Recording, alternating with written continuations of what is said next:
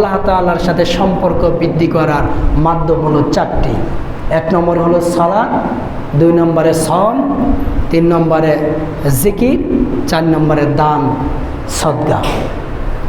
আল্লাহ তাআলার সাথে যদি সম্পর্ক আমরা বৃদ্ধি করতে না পারি তাহলে কিন্তু আমরা কখনোই ঈমানি পরীক্ষায় উত্তীর্ণ হতে পারবো না। দেখবেন প্রচুর বৃষ্টি, মসজিদে আজান হয়ে গেছে, চিন্তা করছে থাক আজকে নামাজটা বাড়িতে পড়ে নেই।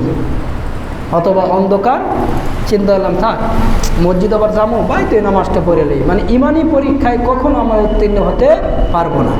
আর সাহাবাদের ইতিহাস দেখেন, অন্ধ সাহাবী চোখে দেখা নাই, তারপরে মসজিদে গিয়ে জামাতের সহিত নামাজ আদায় করছে। তাদের ঈমানি স্পৃহা ছিল কতটুকু, আর আমাদের ঈমানি স্পৃহা কতটুকু। আমরা মসজিদে আসতে পারি না, এর জন্য আমাদেরকে চিন্তা করতে হবে ঈমানি পরীক্ষার জন্য আমরা উত্তীর্ণ হতে পারি, সেই জন্য আমাদের আল্লাহ তাআলার সাথে সম্পর্ক বৃদ্ধি করতে হবে। আর সম্পর্ক বৃদ্ধি করার প্রথম মাধ্যম হলো নামাজ। প্রথম মাধ্যম কি? নামাজ।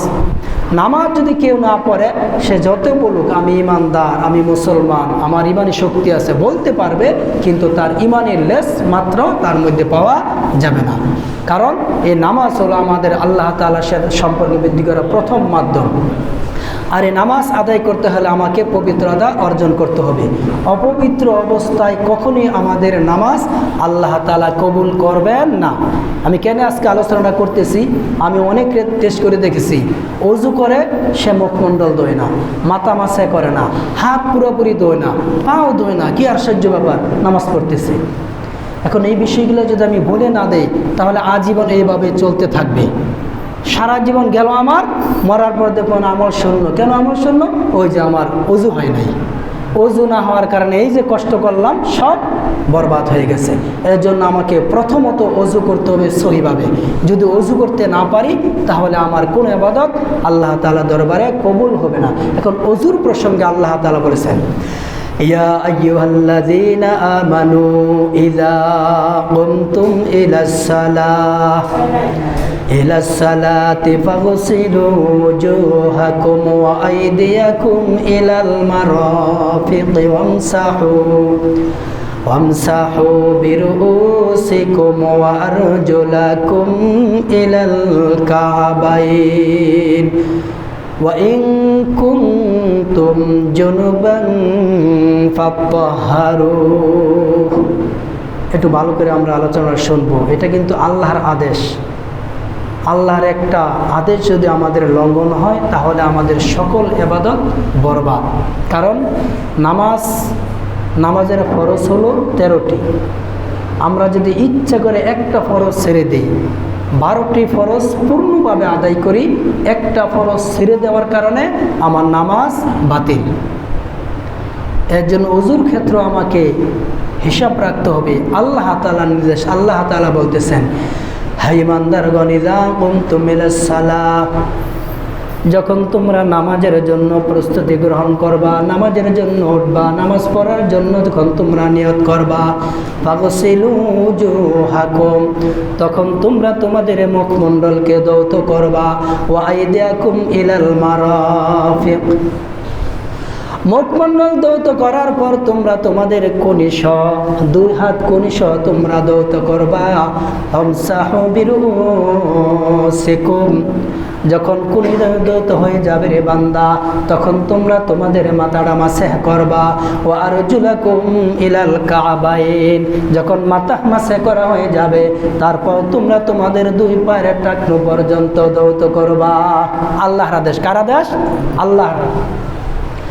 আমার আল্লাহ তাআলা বলতেছেন, বান্দা যখন তুমি নামাজের জন্য প্রস্তুতি গ্রহণ করবা, নামাজের জন্য নিয়ত করবা, নামাজের জন্য উঠে দাঁড়াইবা, উঠে দাঁড়ানোর পরে তোমার ওজুতে 4টি ফরজ আছে।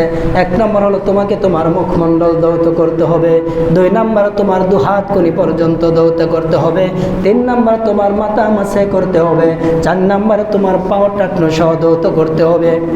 এবার মূল বিষয় হলো আমরা মুখমণ্ডল কতটুকু ধুইব, হাত কতটুকু ধুইব, মাথা কতটুকু মাসে করব, পাও কতটুকু আমরা ধুইব, এটা হলো মূল বিষয়।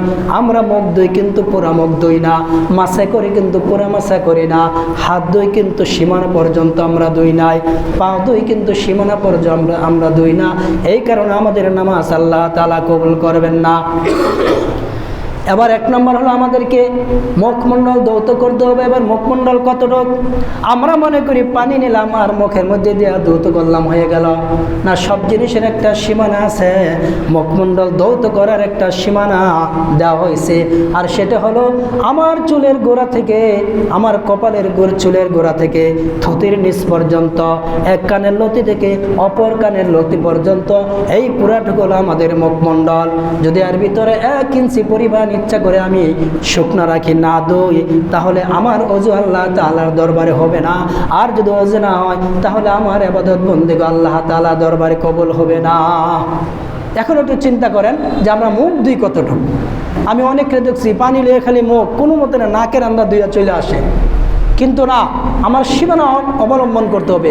কপালের চুলের গোড়া থেকে থুতির নিচ পর্যন্ত, এক কানের লতি থেকে অপর কানের লতি পর্যন্ত, এই পুরাটুকু আমাকে ধুইতে হবে।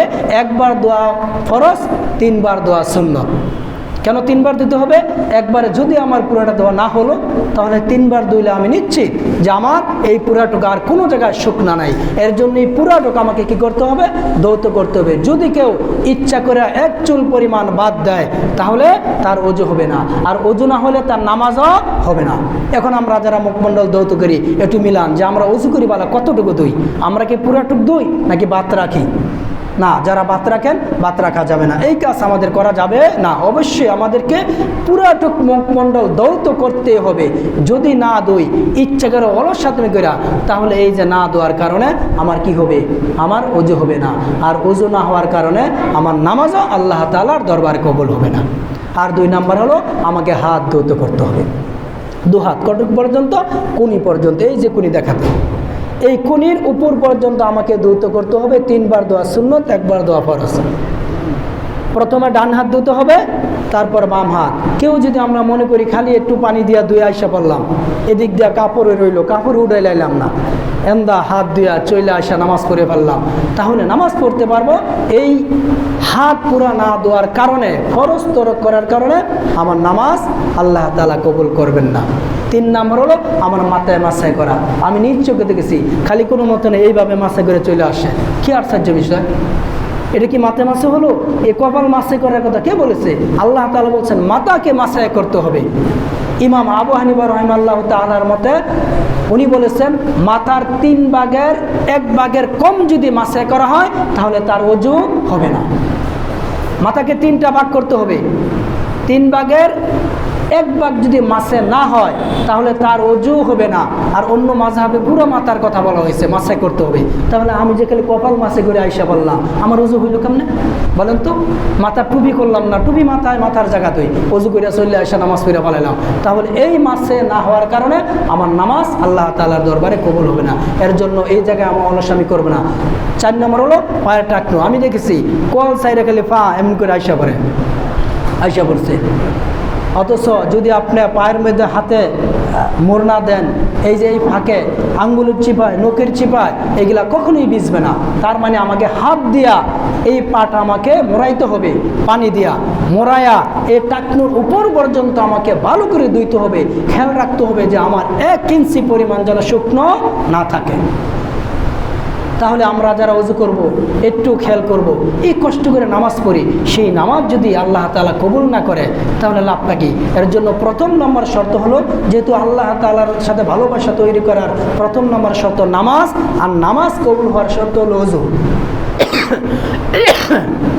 সুতরাং অবশ্যই এই ওযুর 4টা ফরজ আমরা কখনো ছাড়তে পারবো না। এরপরে যদি কারো অপবিত্র থাকে শরীর, তাহলে তাকে গোসল করে শরীর পবিত্র করতে হবে, সেই ক্ষেত্রে ওযু করলেও চলবে না। এখন শরীর পবিত্র করার ফরজ আবার 3টা। 1 নম্বর হলো গড়গড়া শেদ কুলি করা, 2 নম্বরে নাকের নরম জায়গায় পানি দেওয়া, 3 নম্বরে সমস্ত শরীর ভালোভাবে ধৌত করা। এখন আমার গোসল ফরজ, আমি অপবিত্র, আমাকে পবিত্র করার জন্য গোসল করতে হবে। এখন আমি গোসল ঠিক মতন করলাম না, আয়সা ওযু আমি যত ওযু করি ফায়দা হবে বলেন তো? সারা জীবন ওযু করলো আমি পবিত্রতা অর্জন করতে পারবো না, কারণ আমার তো গোসল হয় নাই। আমার তো শর্ত ছিল গোসল করে আমাকে পবিত্রতা অর্জন করতে হবে। তাহলে আমরা যারা যাদের উপরে গোসল, সবার উপরে মোটামুটি গোসল ফরজ, গোসল করার সময় অবশ্যই গড়গড়া সহিত আমাকে 3 বার কুলি করতে হবে। নাকের নরম জায়গা পর্যন্ত আমাকে পরিষ্কার করতে হবে 3 বার। 3 নম্বরে আমাকে পুরা শরীর ভালোভাবে ধৌত করতে হবে। এই পুরা শরীর ধৌত করলে গেলে এই যে আমাদের কানের দেখেন, কানের যে ভিতরে পেঁচ আছে, এই পেঁচের ভিতরে কখনো পানি ঢুকবে না। সারাদিন যদি আপনি পানিতে ডুবান তাও ঢুকবে না। তাহলে কি করতে হবে? আধ দিয়া এই কানের পেঁচের ভিতরে আমাকে পানি ঢুকাতে হবে। নাভির পেঁচের ভিতরে সারা জীবন যদি আমরা ডুব পারি, নাভির পেঁচের ভিতরে পানি ঢুকবে না। ওইখানে কি করতে হবে? হাত দিয়ে আমাকে পানি ঢুকাইতে হবে। এরকম যে জায়গায় পানি ঢুকবে না, আমাকে যখন ফরজ গোসল করি তখন আমাকে ওই জায়গায় হাতে পানি প্রবেশ করাতে হবে। না হয় কিন্তু আমার পবিত্রতা অর্জন হবে না। আর পবিত্রতা অর্জন না হলে আমার ওযু হবে না। ওযু না হলে আমার নামাজও আল্লাহ তাআলার দরবারে কবুল হবে না। এর জন্য আমি সম্মানিত উপস্থিতি, আমি সবাইকে বলবো, এই যে ওযুর 4টি ফরজ, এই 4টি ফরজের একটি ফরজ যেন আমরা গাফিলতি না করি। আমরা আমাদের মুখমণ্ডল যেন পুরাটুক ভালোভাবে, যদি সন্দেহ থাকে ভালোভাবে হাতে মরে আমরা দেবো, যাতে এক চুল পরিমাণ শুকনো সন্দেহ আমার ভিতরে না থাকে। এভাবে আমরা ওযু করে যদি আমরা নামাজ পড়তে পারি তাহলে আল্লাহ তাআলার সাথে সম্পর্ক আমাদের বৃদ্ধি হবে। শুধু ফরজ নামাজ না, ফরজ নামাজ তো পড়বই, সুন্নত তো পড়বই, সাথে সাথে যে নফল নামাজগুলা, এই নফল নামাজগুলো আমরা বেশি বেশি করে আদায় করব, যাতে করে আল্লাহ তাআলার সাথে সম্পর্ক আমাদের বৃদ্ধি হয়, আল্লাহ তাআলার সাথে মহাব্বত যেন আমাদেরকে বেড়ে যায়। না হয় কিন্তু আমরা ইমানি পরীক্ষায় উত্তীর্ণ হতে পারবো না। আর নফল নামাজগুলো আমরা যতটা সম্ভব গোপনে পড়ব। যদি প্রকাশ্যে পড়ি তাহলে রিয়া হওয়ার সম্ভাবনা সবচাইতে বেশি। একটা কথা মনে রাখবেন, ফরজ নামাজ গোপনে পড়ার সুযোগ নাই, এটা আমাকে জামাতের সহিত আদায় করতে হবে। সুন্নতগুলা অনেক সময় বাড়িতে পড়া হয় না, যে কারণে আমরা মসজিদে আসা পড়ার কথা বলি। মসজিদে আসা বাড়িতে পড়তে আল্লাহ আলহামদুলিল্লাহ, কিন্তু যে নফল নামাজগুলা এগুলো আমরা চেষ্টা করব একটু গোপনে পড়ার জন্য। এগুলো আমরা জাহির করব না। যদি আমরা জাহির করি তাহলে কি হবে? তাহলে আমার ভিতরে রিয়া চলে আসবে, আমার ভিতরে একটা অহংকার চলে আসবে, আমার ভিতরে একটা ভাব চলে আসবে, আরে এই মহল্লার মধ্যে দেখি আর কেউ নামাজ পড়ে না, আমি এই খালি পড়ি, মসজিদে এসে আর কেউ তো দেখি না এই নফল নামাজ পড়তে। আমাকে একজন বলেছ, এই মহল্লার একজন যে হুজুর, এই মহল্লা আমার আগে কেউ ঘুম থেকে ওঠে না। আমি বললাম আপনি জানলেন কেমনে? আমি তো রাত্রে 3টার সময় তাহাজ্জুদ পড়ি। আমাকে বলছে। আমি বললাম এরকম লোক থাকতে পারে যে সারা রাত ঘুমাই না, খালি আল্লাহর ইবাদত করে, এরকম লোক কথা থাকতে পারে, হয়তো আমরা জানি না। তাহলে এই যে সে যে একটা ধারণা করলো যে আমার আগে এই মহল্লাতে কেউ ঘুম থেকে আগে ওঠে না, কি হলো এটা? এটা তো রিয়া হয়ে গেল। তো মসজিদে এসে আমরা অনেকে নামাজ পড়ে নফল নামাজ, তার মানে এটা কিন্তু আমাদের ভিতরে একটা অহংকার ঢুকে যাবে, রিয়া ঢুকে যাবে, যে আরে আমি শুধু নামাজ পড়ি, আর তো কেউ নামাজ পড়ে না, ইমাম সাহেবরা তো নামাজ পড়তে দেখি নাই, আমি দেখি নফল নামাজগুলো সব এসে পড়ি। না, নফল নামাজগুলো আমরা গোপনে পড়ার জন্য চেষ্টা করব, এটা জাহির করার চেষ্টা আমরা করব না। 2 নম্বরে রোজা। আল্লাহ তাআলার সাথে যদি সম্পর্ক আমরা বৃদ্ধি করতে চাই তাহলে আমাদেরকে রোজা রাখতে হবে। বছরে 1 মাস রোজা রাখতে হবে। তারপরে প্রতি মাসে 3 দিন, আমরা তো জানি নাকি, প্রতি মাসে 3 দিন এবং সপ্তাহে 2 দিন। এটা হলো নফল রোজা বা সুন্নত রোজা যাই বলা হয়। এই রোজাগুলো আমরা রাখবো, ফরজ তো রাখবোই, সাথে সাথে এই রোজাগুলো আমরা রাখবো, তাহলে আল্লাহ তাআলার সাথে আমাদের সম্পর্ক বৃদ্ধি হবে। তারপর হলো আল্লাহ তাআলার পথে তারপর হলো জিকির। বেশি বেশি করে আল্লাহ তাআলার জিকির করতে হবে। যত বেশি জিকির আমরা করব, আল্লাহ তাআলার সাথে সম্পর্ক আমাদের তত কঠিন গভীর হয়ে যাবে। এখন জিকির মানে কি? আমরা মনে কি আল্লাহ আল্লাহ, লা ইলাহা ইল্লাল্লাহ, সুবহানাল্লাহ, এটাই মনে জিকির। ওদিক দিয়ে আরেকজনের ওই যে ক্ষেতের লাল যখন কোবাই, মানে লাল কোবাইয়া এমন চিকনা করতেছে, এই দিক দিয়ে মুখে মুখে সুবহানাল্লাহ সুবহানাল্লাহ। রাস্তা দিয়ে হাঁটতেছি, আরেকজনের আম লয়ে পকেটে লইছি, এদিক দিয়ে তাসবিহ গুনতাছি, আল্লাহু আকবার আল্লাহ, তাসবিহ গুনতাছি, কিন্তু আরেকজনের আম পকেটও, আরেকজনের খড়ি আমার হাতে, আরেকজনের টাকা আমার পকেটও, কিন্তু হাত দিয়ে কি জপতেছি? আল্লাহু আকবার আল্লাহু আকবার। এটাকে জিকির বলে না। শুধু নামাজের পরে নির্দিষ্ট একটা জিকির আছে, যেটাকে 3 তাসবিহ বলা হয়, সেটা আমরা গুনি করব। এর বাইরের জিকির মানে কি? যখন আমি রাস্তা দিয়ে হাঁটবো, রাস্তার জিকির মানে কি? রাস্তার ডান পাশ দিয়ে হাঁটা, এটা হলো রাস্তার জিকির। আমি যখন রাস্তার ডান পাশ দিয়ে হাঁটবো, এটি আল্লাহ তাআলাকে স্মরণ করা হবে। আমি যখন ব্যবসা করব, তখন ব্যবসার মধ্যে আমি কোনো কারচুপি করব না, ওজনে কম দিব না, এটা হলো তখনকার জিকির। আমি যখন আমার ক্ষেত করব তখন আরেকজনের লাল কেটে আমি চিকুন করব না, এটা হলো তখনকার জিকির। তখন কিন্তু আল্লাহ আল্লাহ জিকির না, তখন কিন্তু সুবহানাল্লাহ জিকির না, তখন আমাকে ও যেই কাজটা করি ওই কাজটা আল্লাহর বিধান মোতাবেক করা হলো আল্লাহকে স্মরণ করা। এর জন্য আমরা এই কাজটা যদি সর্ব অবস্থায় করতে পারি, আমরা যখন ব্যবসা করি তখন যদি মনে করি যে না রে, মানুষকে ধোঁকা দেওয়া যাবে না, রমজান মাস আমি এই পণ্যটা কিনছি 100 টাকা দেওয়া, এটা এখন 300 টাকা বেচা যাবে না, বেচলে ইনসাফের বিরুদ্ধে হয়, আমাকে এটা সীমিত একটা লাভ করে ছাড়তে হবে, যাতে করে যারা রমজান মাসে রোজা রাখে তারা যেন ক্রয় করে আরামে খেয়ে রোজা রাখতে পারে।